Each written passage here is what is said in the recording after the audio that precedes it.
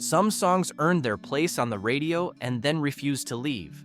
They played at the dentist, at the grocery store, in the elevator, on the late-night easy listening hour, long after the moment that made them relevant had passed.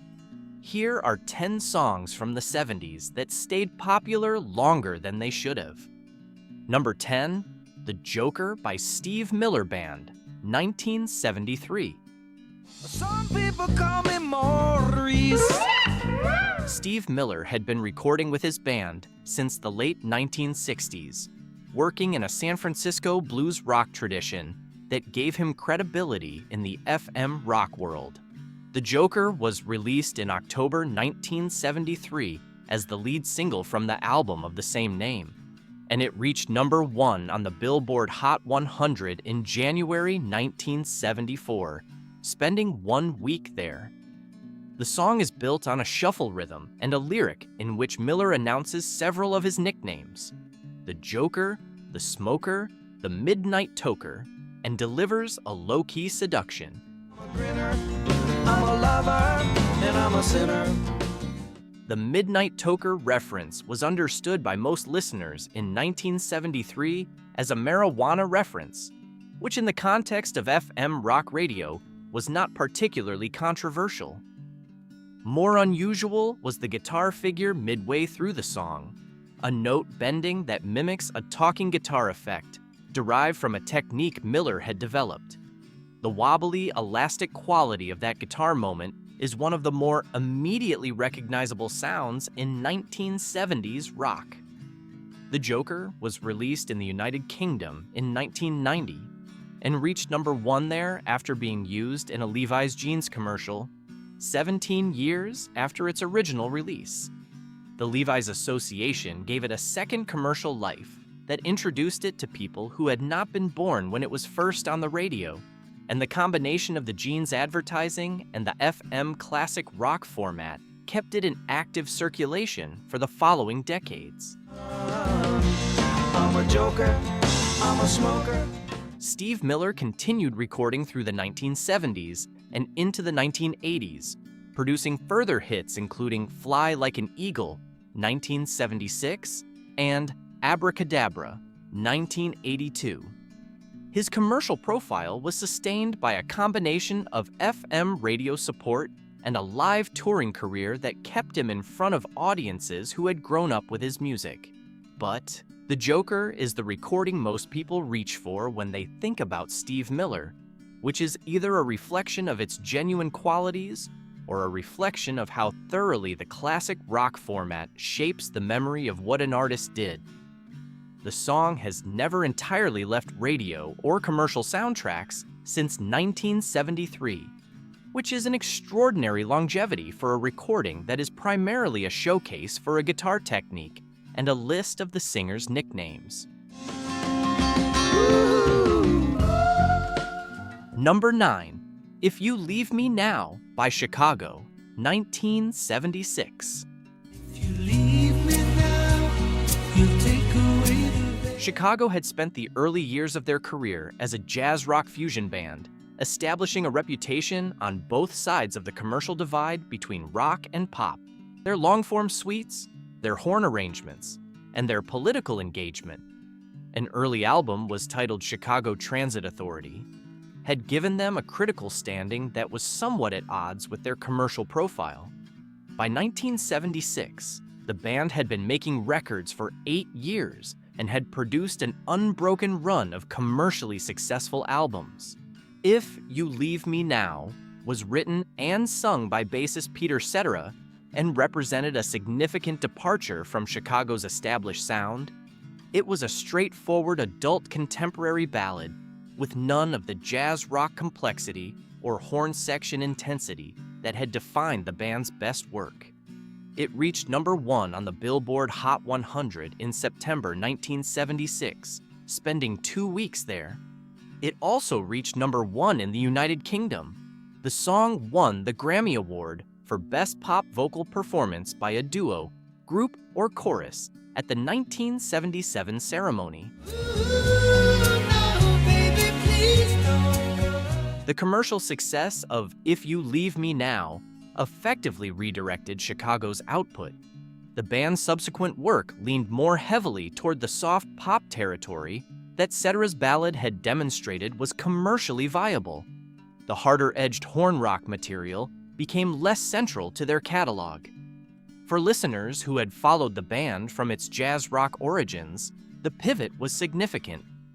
Peter Cetera left Chicago in 1985 and pursued a solo career that produced further adult contemporary hits, confirming that the commercial instinct he had demonstrated with If You Leave Me Now was his own as much as the band's. Chicago continued without him, eventually replacing him with Jason Scheff, and the band has continued recording and touring for decades. If You Leave Me Now stayed on adult contemporary radio for years and remains one of the most recognized Chicago recordings, which is itself a comment on which version of the band most people know. The jazz rock band that opened for Jimi Hendrix in the late 1960s and the adult contemporary act that produced If You Leave Me Now are the same group, and most people know only the second one. Number 8, The Night the Lights Went Out in Georgia by Vicki Lawrence, 1973. That's the night that the lights went out in Georgia. Vicki Lawrence was primarily known as a comedian and actress. She had been a regular on The Carol Burnett Show since 1967 and was one of the show's core performers. The Night the Lights Went Out in Georgia was written by her then-husband Bobby Russell and was offered to Cher, who passed on it. Lawrence recorded it. It was released on Bell Records in early 1973, and it reached number 1 on the Billboard Hot 100 in March 1973, spending 2 weeks there. The song is a narrative about a woman whose brother returns home to find his wife has been unfaithful, is framed for the murder of her lover, is executed, and is eventually avenged by his sister, the narrator, who had actually committed the murder. The twist ending, delivered in the final verse, was unusual enough for a pop single that it generated genuine word of mouth. Lawrence had one other chart entry, He Did With Me, which did not reach the top 40. That's the night that they hung an innocent man. Her commercial career as a recording artist was entirely contained in this one song, which is a genuinely strange artifact. A narrative murder ballad with a twist ending, performed by a television comedian, reaching number 1 on the American pop chart in 1973.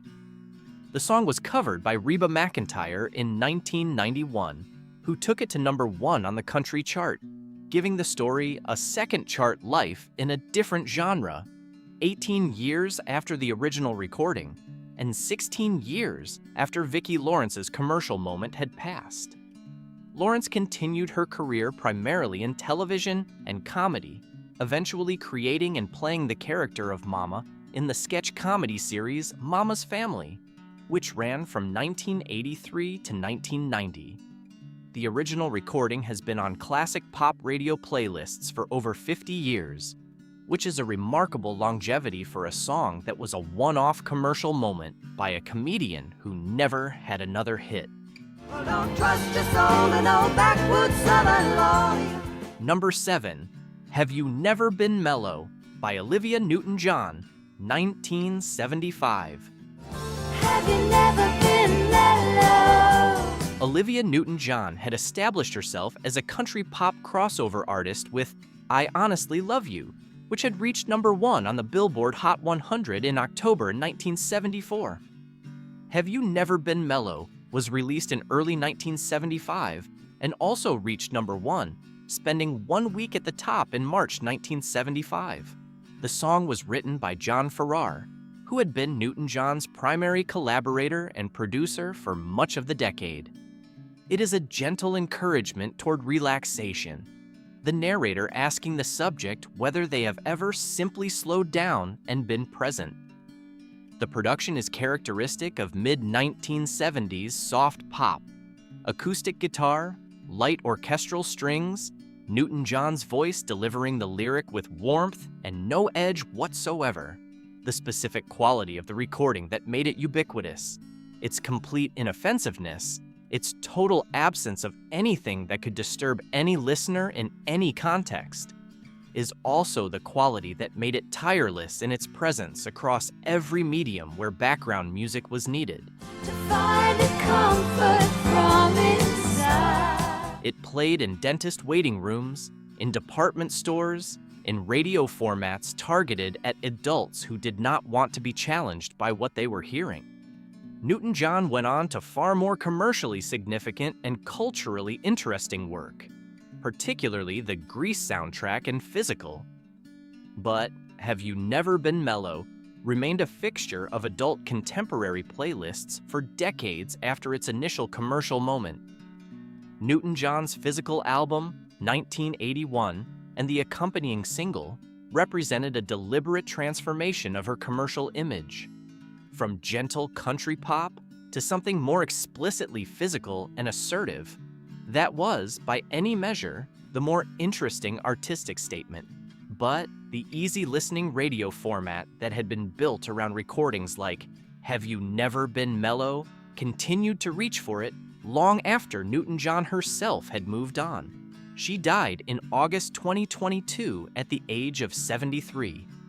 The catalog she left includes recordings of Genuine Range, and Have You Never Been Mellow is the one that the dentist's waiting room chose. Let someone else be strong. Number 6, My Love by Paul McCartney and Wings, 1973.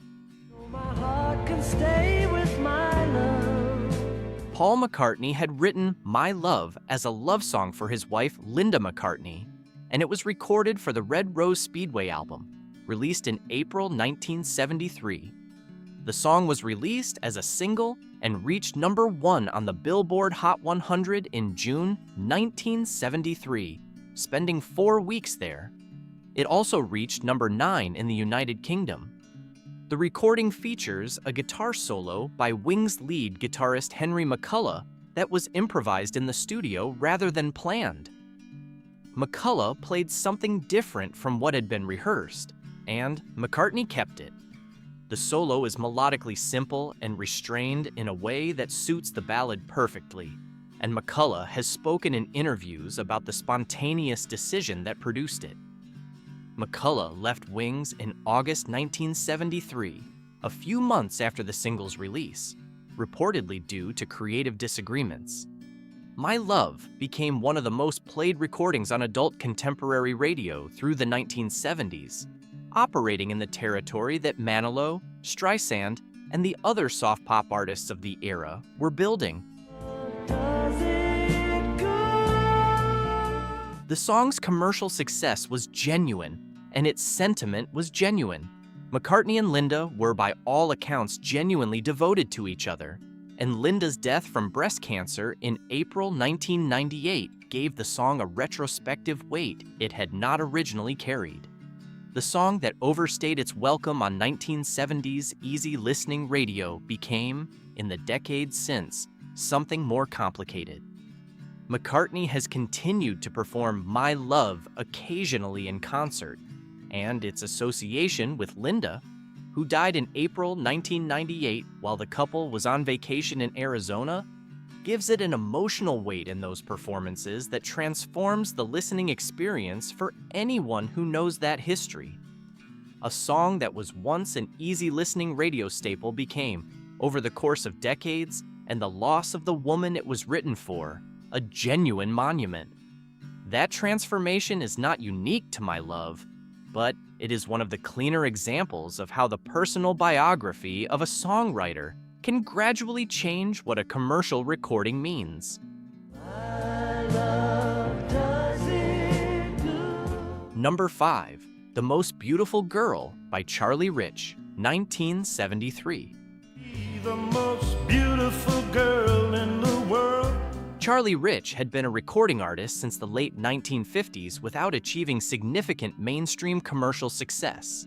He had recorded for Sun Records, for Smash Records, and for Epic Records, producing work that sat between country, rockabilly, and pop without fitting comfortably in any of them. By the time he recorded for Epic's country division and connected with producer Billy Sherrill in the early 1970s, he had been making records for 15 years. The Most Beautiful Girl was written by Rory Bork, Billy Sherrill, and Nora Wilson, and Rich recorded it for Epic in 1973. It reached #1 on the Billboard Hot 100 in December 1973 and the Billboard Country Chart simultaneously, one of the cleaner crossover achievements of that year. Rich's voice on the recording has a specific quality of controlled emotion, the delivery of someone who understands restraint as an expressive tool and uses it precisely.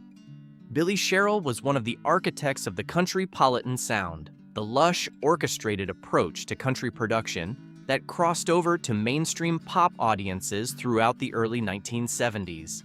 His production philosophy prioritized the voice and the emotional content of a performance over the rougher edges of traditional country recording, and The Most Beautiful Girl is a near-perfect example of what that philosophy produced when applied to a singer like Rich. Was she crying? The song became a standard of the 1970s country pop crossover format and remained in rotation on multiple radio formats simultaneously. Rich's subsequent commercial career produced further hits, Behind Closed Doors and A Very Special Love Song, and he won the Country Music Association's Entertainer of the Year award in both 1973 and 1974, making him one of the decade's most commercially validated country artists. He is less remembered now than the commercial performance of his peak years would suggest.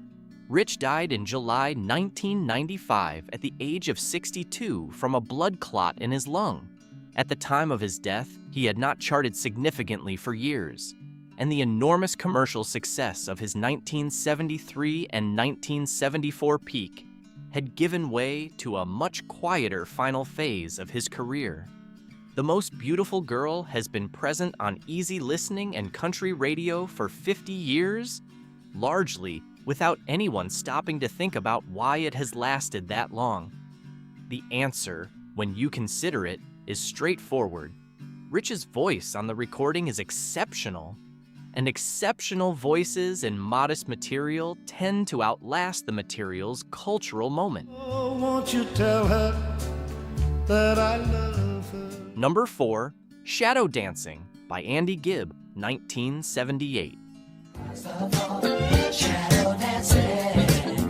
Andy Gibb was the youngest of the 4 Gibb brothers, Barry, Robin, Maurice, and Andy, and he had a commercial profile in the late 1970s that was distinct from his brother's success with the Bee Gees, though closely related to it. Barry Gibb wrote or co-wrote much of Andy's material, and the association between Andy's recordings and the disco-era Bee Gees sound was direct and deliberate.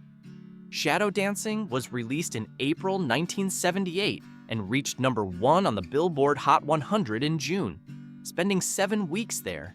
Andy Gibb's longest run at #1 and his most commercially successful single. He had previously reached #1 with I Just Want to Be Your Everything, 1977, and Love Is Thicker Than Water, 1977, making him the first solo artist to have his first 3 American singles all reach #1.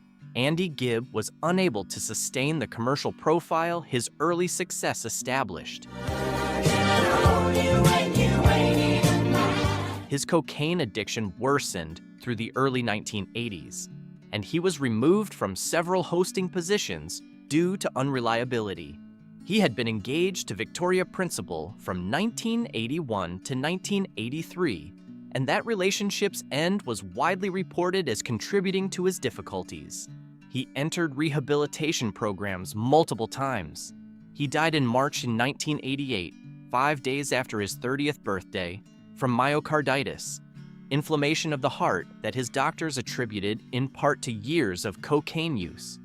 His brother Barry Gibb has spoken about Andy in various interviews with a combination of grief and the specific pain of watching someone unable to be helped.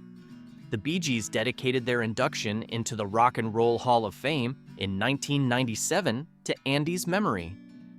Shadow dancing stayed in commercial use throughout the disco era and beyond, a recording that is associated now as much with the story of what happened to him as with the summer it spent at number 1. Number 3, Evergreen, Love Theme from A Star Is Born by Barbra Streisand, 1976. Love that is shared by two. Barbra Streisand co-wrote Evergreen with Paul Williams, who had previously written material for the Carpenters and would go on to write Torn Between Two Lovers for Mary McGregor for her 1976 film A Star Is Born, in which she starred alongside Chris Christopherson. The song was recorded as the film's love theme and released as a single in January 1977. It reached number 1 on the Billboard Hot 100 in April 1977 and spent 3 weeks there. It won the Academy Award for Best Original Song and the Grammy Award for Best Pop Vocal Performance, Female, and for Song of the Year. The combination of Streisand's voice, one of the most technically accomplished in American popular music, and Williams's melodic construction gave the song an immediate accessibility that separated it from the more challenging elements of Streisand's catalog. Evergreen became a standard of wedding receptions, adult contemporary radio, and any broadcast context where a sense of romantic culmination was required. Ageless and evergreen. The song's complete availability as an emotional prompt. It communicates romantic love with absolute directness and no ambiguity, made it ideal for these purposes and virtually inescapable in them. Streisand's performance is technically beyond criticism. The song's omnipresence across the following decades is a different matter entirely. Paul Williams, who co-wrote it, also wrote We've Only Just Begun for the Carpenters and You and Me Against the World for Helen Reddy, a catalog of songs that were themselves permanently embedded in adult contemporary radio throughout the 1970s. Williams understood what the format needed, and Evergreen was his most complete expression of that understanding. It has played at more wedding receptions, dinner services, and late-night radio hours than any reliable figure could calculate. And Streisand's voice is the reason it has lasted in all of those contexts as well as it has. Seldom seen by two. Number 2, I Write the Songs by Barry Manilow, 1975. I write the songs that make the whole. I Write the Songs was written by Bruce Johnston of the Beach Boys and was recorded by several artists before Manilow released his version in November 1975. David Cassidy had recorded an earlier version. Johnston wrote the song as a meditation on the concept of songwriting itself. The I in the lyric is intended to represent the spirit of music rather than any specific songwriter. Barry Manilow did not write I Write the Songs. The irony of Manilow, who was a genuine songwriter, having written commercial jingles and his own material, having his most celebrated Grammy moment associated with a song about a songwriter that he did not write, has been noted by critics and by Manilow himself. The song reached number 1 on the Billboard Hot 100 in January 1976 and spent 1 week there. It won the Grammy Award for Song of the Year at the 1977 ceremony. Manilow's commercial run between 1974 and 1978 was one of the most concentrated in American pop. 5 consecutive number 1 albums on the Billboard 200, hit after hit on the adult contemporary chart, sold-out concert tours. Oh, my music makes you dance. The specific texture of his recordings, the lush orchestral production, the emotional directness, the sense that every song was designed to be felt rather than thought about, was exactly what adult contemporary radio required.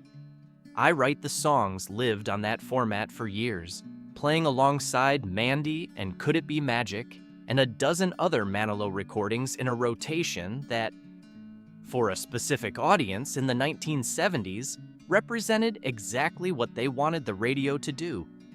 Bruce Johnston, who wrote the song, has said in interviews that he was surprised by Manilow's version's success, given that the lyric was so specifically about the act of composition that he had thought it might be too abstract for broad commercial appeal. The Grammy win, Song of the Year, awarded to Johnston as the songwriter, validated the song's reception in institutional terms. Johnston has continued as a member of the Beach Boys through multiple lineup changes and decades of touring, and I Write the Songs remains his most commercially consequential composition outside of the Beach Boys context. Number 1, Mandy by Barry Manilow, 1974. Mandy was written by Scott English and Richard Kerr, and English had recorded his own version under the title Brandy in 1971, which had been a hit in the United Kingdom. When Clive Davis at Arista Records suggested Manilow record the song, the title was changed to Mandy to avoid confusion with the Looking Glass song, Brandy, You're a Fine Girl, which had reached number 1 in 1972. Manilow recorded it for his debut Arista album, and it was released as a single in November 1974. It reached number 1 on the Billboard Hot 100 in February 1975 and spent 1 week there, Manilow's first number 1 single and the beginning of one of the most commercially sustained adult contemporary careers in American popular music. The production is built on an orchestral arrangement that gives the song its specific quality of grand romantic sweep. The song is about loss and longing, and the arrangement communicates both without restraint. But I sent you away, oh man. Scott English and Richard Kerr, who wrote it, received songwriting royalties from a recording that became far more successful than their own version had been. A situation that Kerr has discussed in interviews with the equanimity of someone who has had 50 years to come to terms with it. The reasons Mandy stayed on radio longer than most of its contemporaries come down to its specific utility. It is the perfect adult contemporary radio song. Emotionally immediate, melodically clear, free of anything that would disturb or challenge a listener who wanted to feel something without having to think about it. Adult contemporary radio is built around songs like Mandy, and Mandy is built to serve that function with complete reliability. Clive Davis, who signed Manilow to Arista and pushed him toward the song, went on to shape some of the most commercially successful careers in American popular music. Whitney Houston, Alicia Keys, and dozens of others passed through his A&R judgment. His instinct about Mandy was one of the earlier demonstrations of that specific ability to identify what a mainstream audience would feel before the audience knew it themselves. Yesterday's a dream, I face the morning. The song did exactly what Davis heard it could do, and it has not stopped doing it. Manilow has performed it at virtually every concert he has given since 1975, which by the early 2020s added up to roughly 50 years of live performances of the same song. He has been candid in interviews about the relationship between the song's commercial necessity and his own complicated feelings about being so thoroughly identified with it. Manilow was born Barry Allen Pincus in Brooklyn in 1943 and spent his early career as a session pianist, arranger, and jingle writer, work that paid the rent and honed the specific production skills he brought to his own recordings. His most successful commercial jingle was for State Farm Insurance. Like a good neighbor, State Farm is there. The pathway from insurance jingles to adult contemporary number ones is a direct one in terms of the skill set involved. Both require identifying the most immediately accessible emotional note in a given context and delivering it without hesitation. Mandy does exactly that. It is not the most ambitious thing Manilow has done, and he knows it. It is the most commercially durable thing he has done, and radio has never stopped confirming that. If any of these are playing in your head right now, hit the like button and subscribe. There are more lists like this one waiting.